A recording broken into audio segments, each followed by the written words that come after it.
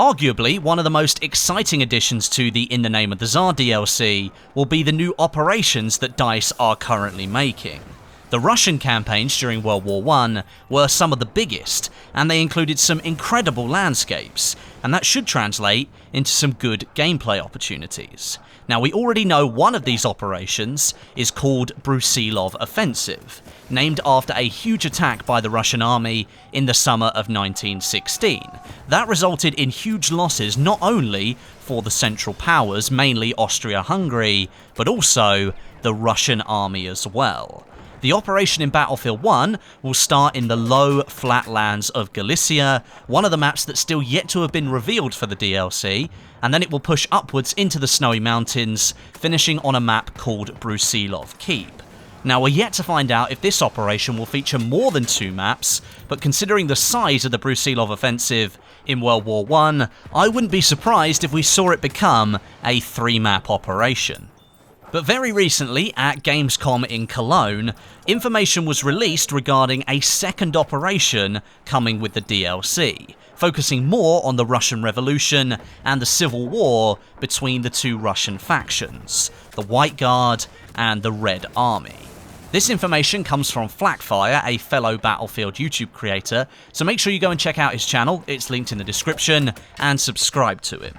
This second operation will be called Red Tide, and it will take place across 2 specifically made Russian Civil War maps. Perhaps now we know why this DLC was bumped to include 6 maps instead of the standard 4. 4 of them focusing on World War I against the Central Powers, and the other 2 a big struggle for power back home in snowy Russia. Now, the operation will start on another new map that we haven't seen gameplay of yet, called Volga River. This is a flat terrain map with a central destroyed church location, and that will offer plenty of space for infantry fighting.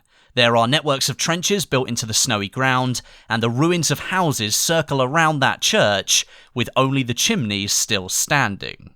The river runs through the map, but it doesn't play a huge part in the round, and it's really just there to drag the terrain down to a base level at the edge of the water.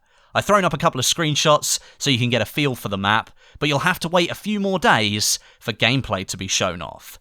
Now, there will be some armoured vehicles available for you to use on the Volga River map, but DICE has approached it to be more infantry focused.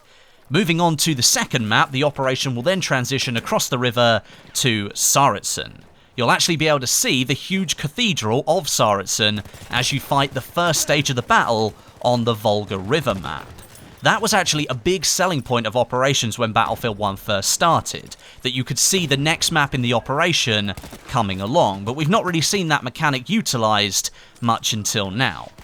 Here on Tsaritsyn, the fight will be for control of the Cathedral of Light and a final push on for total control of the entire city, pushing back the enemy forces.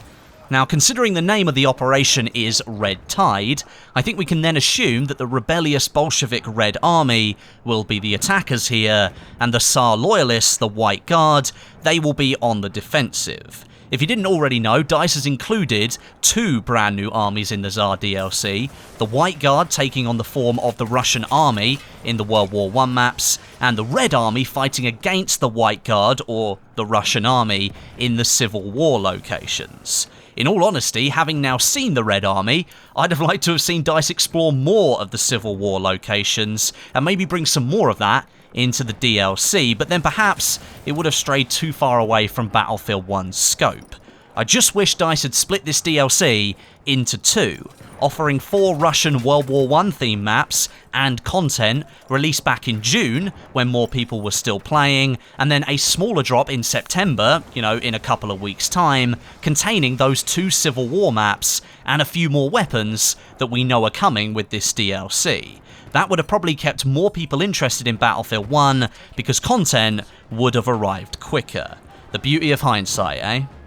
But there we go, a second operation called Red Tide coming to the In the Name of the Tsar DLC. Thanks once again to Flakfire for this information. Make sure you go and check out his channel, it's linked in the description, go and give him a subscribe. Let me know some of your thoughts down below in the comments section about this new operation. I'll be down there reading just as many as I can. But until next time, my name is Westie, and I'll catch you guys in the next video.